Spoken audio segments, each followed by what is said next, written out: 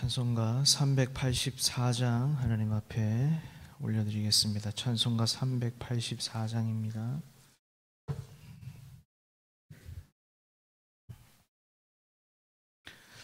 찬송가 384장입니다. 나의 갈 길 다가도록 예수 인도하시니 내 주 안에 있는 긍휼 어찌 의심하리요. 믿음으로 사는 자는 하늘 위로 받겠네. 무슨 일을 만나든지 만사 형통하리라. 무슨 일을 만나든지 만사 형통하리라. 나의 갈 길 다가도록 예수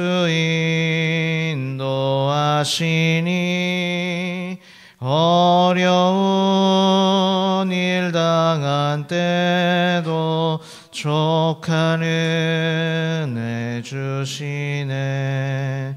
나는 심히 고단하고 영혼 매우 가라나 나의 앞에 반석에서 샘물 나게 하시네. 나의 앞에 반석에서 샘물 나게 하시네. 나의 갈 길 다가도록 예수 인도하시니 그의 사랑 어찌 큰지 말로 알 수 없도다. 성령 감화 받은 영혼 하늘 날아갈 때에 영영 부를 나의 찬송 예수 인도하셨네. 영영 부를 나의 찬송 예수 인도하셨네. 아멘.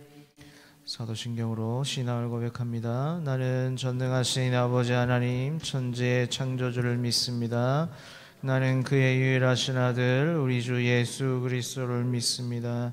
그는 성령으로 잉태되어 동정녀 마리아에게서 나시고 본디오 빌라도에게 고난을 받아 십자가에 못 박혀 죽으시고 장사된 지 사흘 만에 죽은 자 가운데서 다시 살아나셨으며 하늘에 오르시어 전능하신 아버지 하나님 우편에 앉아 계시다가 거기로부터 살아있는 자와 죽은 자를 심판하러 오십니다. 나는 성령을 믿으며 거룩한 공교회와 성도의 교제와 죄를 용서받는 것과 몸의 부활과 영생을 믿습니다. 아멘. 오늘 말씀은 역대하 34장 14절부터 마지막 33절까지 말씀입니다. 역대하 34장 14절부터 33절까지입니다. 구약 706페이지에 있습니다.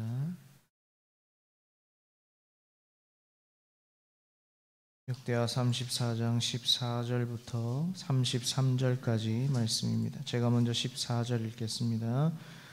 무리가 여호와의 전에 헌금한 돈을 꺼낼 때 제사장 hil기야가 모세가 전한 여호와의 율법책을 발견하고 hil기야가 서기관 사반에게 말하여 이르되 내가 여호와의 전에서 율법책을 발견하였노라 하고 hil기야가 그 책을 사반에게 주매 사반이 책을 가지고 왕에게 나아가서 복명하여 이르되 왕께서 종들에게 명령하신 것을 종들이 다 준행하였나이다.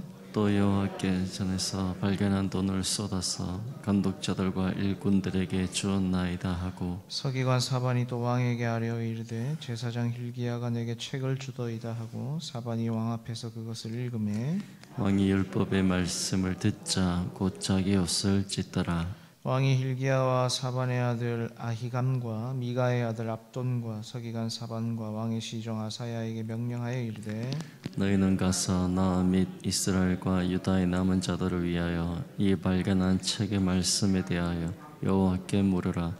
우리 조상들이 여호와의 말씀을 지키지 아니하고 이 책에 기록된 모든 것을 준행하지 아니하였으므로 여호와께서 우리에게 쏟으신 진노가 크도다 하니라. 이에 hil기야와 왕이 보낸 사람들이 여선제자 훌다에게로 나아가니 그는 하스라의 손자 독하세의 아들로서 예복을 관리하는 살룸의 아내라 예루살렘 둘째 구역에 살았더라. 그들이 그에게 이 뜻을 전하매 훌다가 그들에게 이르되 이스라엘의 하나님 여호와께서 이같이 말씀하시기를 너희는 너희를 내게 보낸 사람에게 말하라 하시니라. 여호와께서 이같이 말씀하시기를 내가 이곳과 그 주민에게 재앙을 내리되 곧 유다 왕 앞에서 읽은 책에 기록된 모든 저주대로 하리니 이는 이 백성들이 나를 버리고 다른 신들에게 분향하며 그의 손의 모든 행위로 나의 노여움을 샀음이라.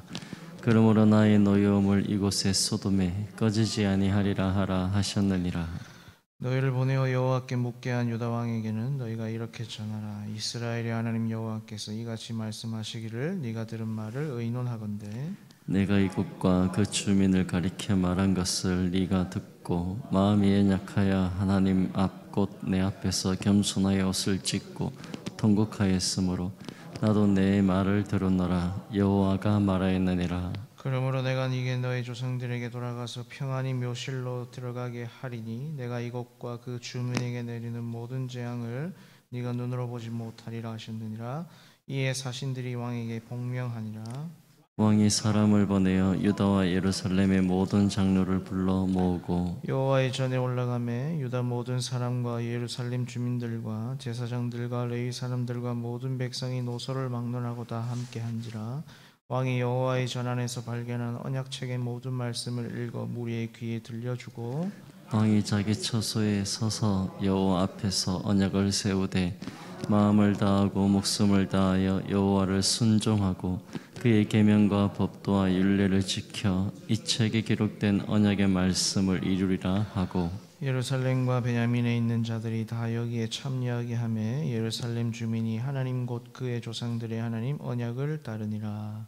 이와 같이 요시야가 이스라엘 자손에게 속한 모든 땅에서 가증한 것들을 다 제거하여 버리고 이스라엘 모든 사람으로 그들의 하나님 여호와를 섬기게 하였으므로 요시야가 사는 날에 백성이 그들의 조상들의 하나님 여호와께 복종하고 떠나지 아니하였더라. 아멘. 예, 우리는 지금 계속해서 요시야 왕에 대해서 보고 있습니다. 지난번에 한번 말씀드렸지만 남유다 왕들 중에 성군으로 성왕으로 불리는 왕이 3명 있다고 말씀드렸습니다. 여호사밧, 히스기야, 그리고 오늘 우리가 보는 요시야 왕 이렇게 되고요. 그 중에 또 아사까지 넣으면 4명의 성군이다 이렇게 부르기도 합니다.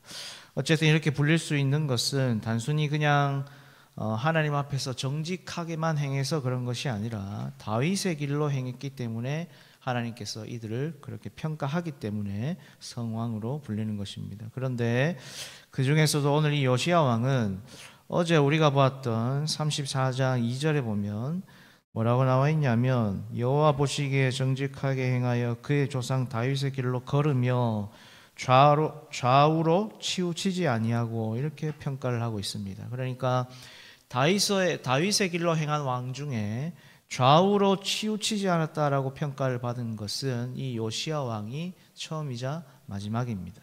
그러면 왜 이 요시야를 하나님께서는 좌우로 치우치지 않은 왕으로 평가하느냐? 그게 바로 이제 우리가 읽었던 24절부터 나오는 이 요시야가 율법책을 발견하고 그 율법책을 받은 자의 반응이 어떠냐에 따라서 우리가 볼 수 있는 것이죠. 그 말씀을 직접 받고 그 다음에 그 말씀을 자기만으로 끝냈느냐? 그렇지 않고 백성들에게 그 말씀을 읽어주면서 백성들로 하여금 회개하고 돌이키도록 만들었기 때문에 좌우로 치우치지 않았다, 이러한 표현을 쓰고 있는 것입니다.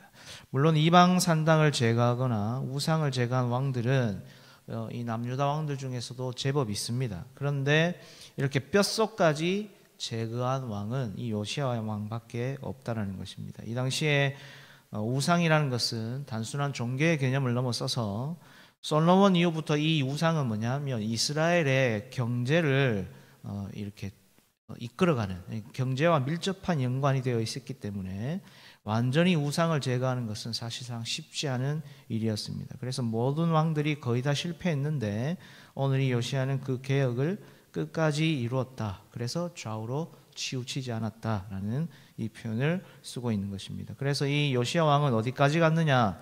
어제 우리가 보았던 4절 끝부분에 보시면 우상을 빻아서 가루로 만들어 제사하던 자들의 무덤에 뿌리는 지경까지 간 것입니다. 이건 뭐냐면 민수기 19장에 가면 무덤과 시체는 부정한 것으로 이스라엘이 여겼습니다. 그리고 우상도 부정한 것이죠. 그러면 지금 이 요시야가 한 행동은 무엇입니까? 안 그래도 부정한데 이 죽은 자들은 이제는 이보다 더 부정할 수 없다라는 것을 보여주는 겁니다. 거기다가 같은 본문이라고 할 수 있는 열왕기하 23장에 가면 이 우상을 섬긴 제사장들의 뼈를 요시야 왕이 어떻게 했냐면 제단 위에서 불살랐다라고 기록을 하고 있습니다. 그 말은 이 우상을 섬긴 제사장들의 이름과 흔적을 아예 이스라엘에게서 지워버리는 그러한 정결 예식을 치른 것입니다. 그만큼 지금 요시야는 우상을 싫어했고 이 우상을 없애버리고자 하는 열정이 가득했다라는 것을 보여주는 겁니다. 그런데 여기서 중요한 게 뭐냐면 이러한 행위를 할 이때가 요시야가 율법책을 발견하기 전이라는 것입니다.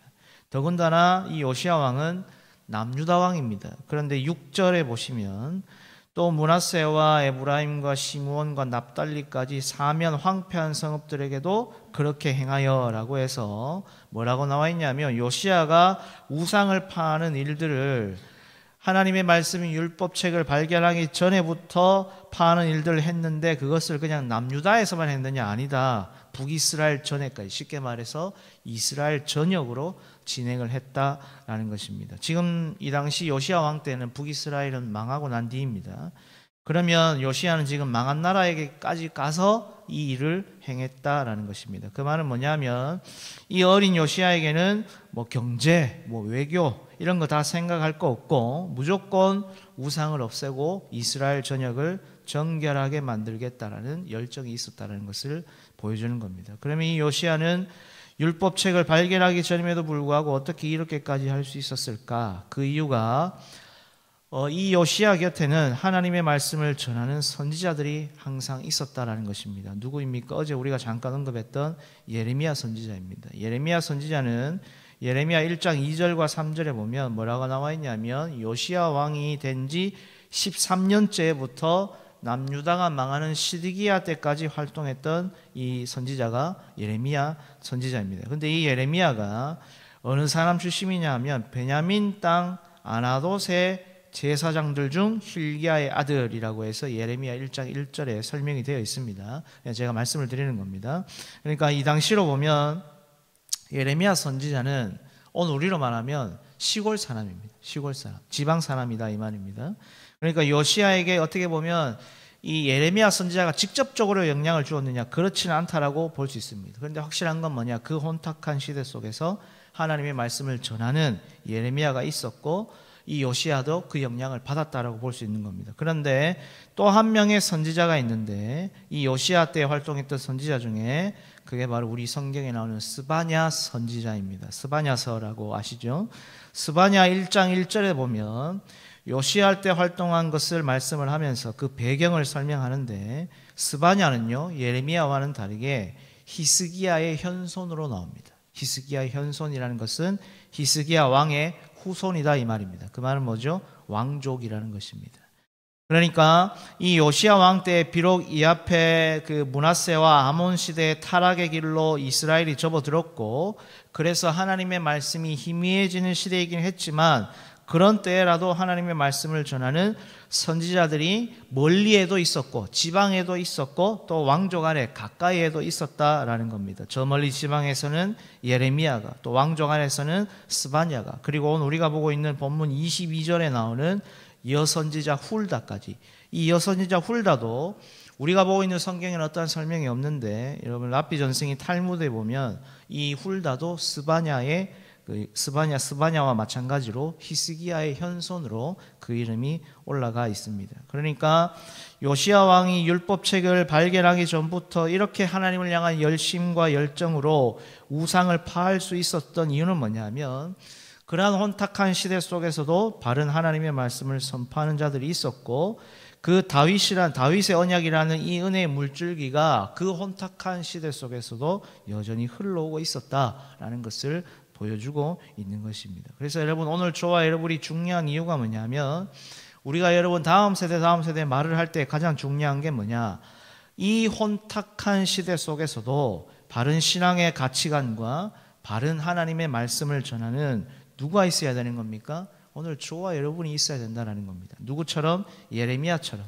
누구처럼? 스바냐처럼, 그리고 오늘 말씀에 나오는 이 여선지자 훌다처럼 오늘 저와 여러분이 그 역할을 감당해야 된다라는 것입니다. 아무리 세상에 소망이 없다 할지라도 소망은 세상에 있는 것이 아니라 하나님께 있다라는 것을 전해주고 가르쳐주고 보여주어야 되는 자들이 누구냐? 바로 먼저 하나님의 말씀을 받은 저와 여러분이다라는 것을 잊어서는 안 된다라는 것입니다. 그리고 또 한 가지, 오늘 이 본문, 우리가 이제 읽은 이 본문과 연결이 되는데, 우리가 읽었던 말씀에 보면 요시야는 이제 우상을 없앨 뿐만 아니라 성전을 수리하던 중에 대제사장 hil기야를 통해서 율법책을 발견을 하고, 그 다음에 이제 서기관 사반을 통해서 19절에 봤더니 말씀을 들으면서 이 요시야가 어떠한 반응을 보였느냐, 19절에 봤더니 옷을 찢음으로 회개하게 됩니다. 그렇죠?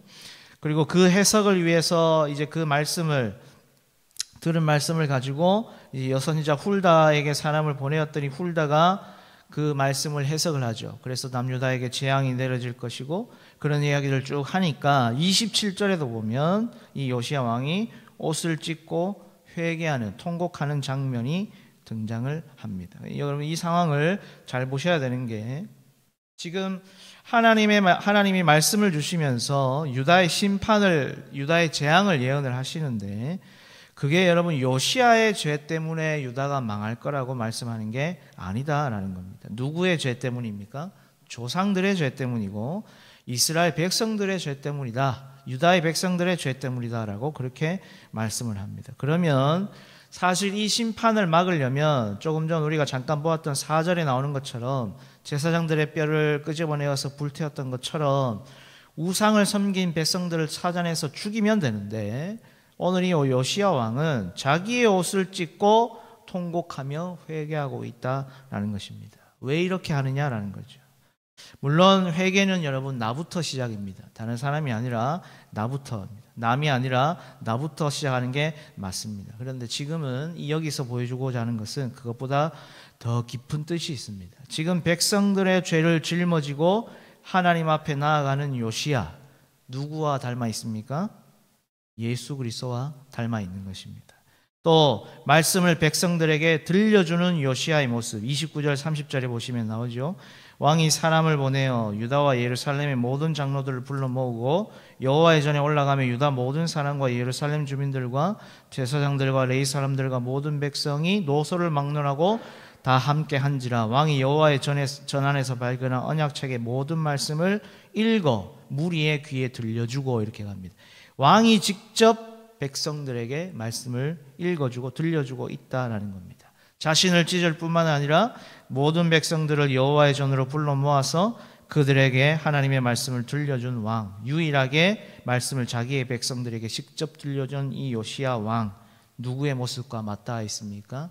예수님과 맞닿아 있다라는 겁니다. 3대 성왕에 들어가는 여호사밧도 백성들에게 율법 교육을 시키긴 했지만 말씀을 직접 읽어주지는 않았습니다.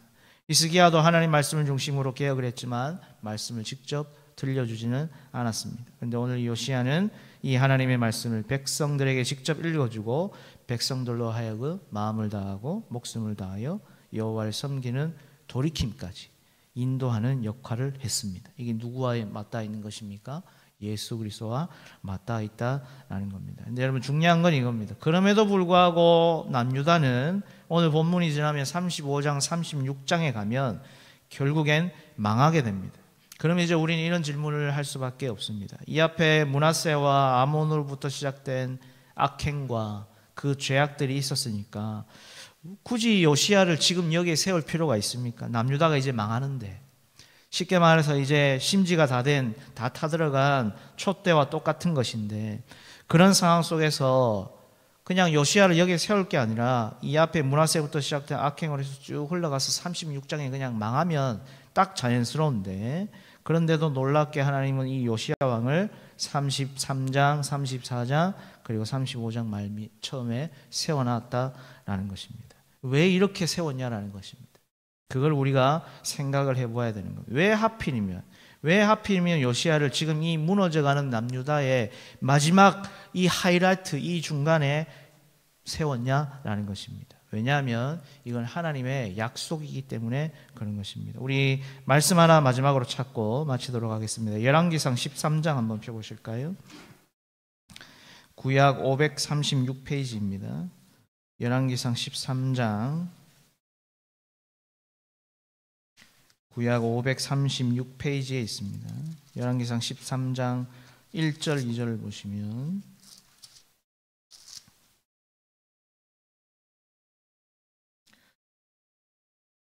1절 제가 읽어드릴게요. 13장 1절입니다. 보라, 그때 하나님의 사람이 여호와의 말씀으로 말미암아 유다에서부터 베들레헴에 이르니 마침 여로보암이 제단 곁에 서서 분향하는지라. 2절을 같이 읽겠습니다. 하나님의 사람이 제단을 향하여 여호와의 말씀으로 외쳐 이르되 제단아 제단아 여호와께서 이와 같이 말씀하시기를 다윗의 집에 요시야라 이름하는 아들을 낳으리니 그가 네 위에 분향하는 산당 제사장을 내 위에서 제물로 바칠 것이요 또 사람의 뼈를 내 위에서 사르리라 하셨느니라 하고. 아멘. 자, 지금 열왕기상 13장에 보면 2절에 보면 어떻게 합니까? 다윗의 집에 요시야라 이름하는 아들을 낳으리니 라고 하면서 이 요시야가 어떻게 행할 것까지 나와 있죠. 또 사람의 뼈를 내 위에서 사르리라. 아까 말했던 율법책을 발견하기 전에 요시야의 그런 열심과 열정까지도 이미 예언이 되어져 있습니다. 이 예언이 이 13장 열왕기상 13장의 예언은 우리가 보는 역대하 34장을 기준으로 삼는다면 300년 전에 일어난 예언입니다. 300년 전에 일어난 예언이 지금 어떻게 합니까? 역대하 34장에 와서 이루어지고 있다라는 것입니다. 이것은 무엇을 보여줍니까? 그 혼탁한 시대 속에서도 변함없이 하나님의 언약과 약속은 이루어져 가고 있다라는 것을 지금 드러내고 있는 것입니다. 오늘 이 역대기를 바라보는 첫 번째 독자인 누구입니까? 포로에서 돌아온 이스라엘 백성들에게 하나님이 보여주고 싶은 게 뭐냐? 바로 이겁니다. 포로에서 돌아와서 성전을 짓긴 했지만 여전히 그래도 삶을 피폐했고 어려웠고 공격당하고 있었고, 도대체 내가 하나님의 백성이 맞나? 우리가 정말 하나님의 은혜를 받은 하나님의 백성들이 맞는 것인가라는 의구심이 드는 그들에게 하나님께서 지금 보여주고 싶은 겁니다. 너희는 나의 백성이다. 나는 너희들을 한 번도 잊은 적이 없다. 너희를 떠난 적이 없다. 그래서 오늘 이 율법책을 발견된 것도 여러분 어느 날 하나님이 그냥 땅 펑 하고 떨어뜨려 준 게 아닙니다. 원래 율법책이 있었던 겁니다. 근데 그거를 지금 요시야가 어떻게 합니까? 대제사장 hil기야를 통해서 발견하게 된 것입니다. 그러나 무엇입니까? 하나님은 이스라엘을 떠난 적이 없는 것입니다. 너희는 나의 백성이다. 너희 조상들이 그렇게 나를 버렸어도 나는 여전히 너희를 사랑했고 너희를 버리지 않았고 너희와 변함없이 함께해 왔다. 그러니 어떻게 하라는 겁니까? 힘을 내라. 용기를 내라. 왜? 나는 변하지 않는 하나님이니까. 신실한 하나님이니까. 그래서 지금 이스라엘 백성들에게 무엇을 보여주고 싶은 것입니까? 너희들이 정말 붙들어야 될 게 무엇인가? 바로 신실하신 하나님을 붙들어야 한다. 그것을 보여주고 있다라는 것입니다. 여러분, 우리가 살아가는 이 세상도 만만치 않은 시대를 살아가고 있습니다. 아픔과 고난은 둘째치고 혼탁한 시대를 살아가고 있는 것은 이 시대나 오늘 이 시대나 똑같은 것입니다. 그렇다면 여러분, 우리의 인생은 세상이 아닌 하나님의 뜻대로 이루어져 가는 줄로 믿습니다. 우리가 처음에 보았던, 우리가 불렀던 찬양의 가사 기억하십니까? 나의 갈 길 다가도록 예수 인도하시니 무슨 일을 만나든지 만사형통하리라. 여러분, 이 만사형통을 단순히 세상적으로 무언가를 이루고 누려서라는 것으로 해석하시면 안 됩니다. 우리 그리스도인이 만사형통할 수 있는 이유는 내 뜻대로가 아니라 하나님의 뜻대로, 하나님의 말씀대로 이루어져 가는 우리의 인생이기 때문에, 그것을 믿기 때문에 우리는 만사형통이라고 고백할 수 있다라는 것입니다. 그러니 여러분, 오늘 이 하루도, 그리고 우리에게 주어진 남은 인생도 어떤 어려움과 고난이 있다 할지라도 끝까지 변개치 않으시고, 그리고 우리를 끝까지 사랑하시고 인도하시는 그 신실하신 하나님을 믿고 의지하며 오늘 이 하루도 남은 인생도 승리하는 저와 여러분이 될 수 있기를 축원합니다. 기도하겠습니다. 하나님 아버지, 은혜를 감사합니다. 오늘 이 유다가 풍전등화처럼 이제 곧 꺼져가는 심지 같은 그런 때라도 하나님은 요시야를 보내셔서 우상을 타파하고 또 하나님의 말씀과 그 뜻대로 예언대로 이루어져 오는 것을 보게 하시니 감사합니다. 하나님, 여기 모인 우리 온 가족들도 이 변함없는 하나님의 약속의 말씀, 언약의 말씀을 붙들게 하시고, 때론 우리가 부족하고 연약하여져도 하나님의 그 뜻은 변함없이 이루어져감을 굳게 붙들게 하셔서 오늘 이 하루 어떠한 어려움과 아픔이 있다 할지라도 끝까지 나의 갈 길을 다가도록 인도하시는 그 하나님으로 인하여 승리하는 복된 삶 살아갈 수 있도록 도와주시옵소서.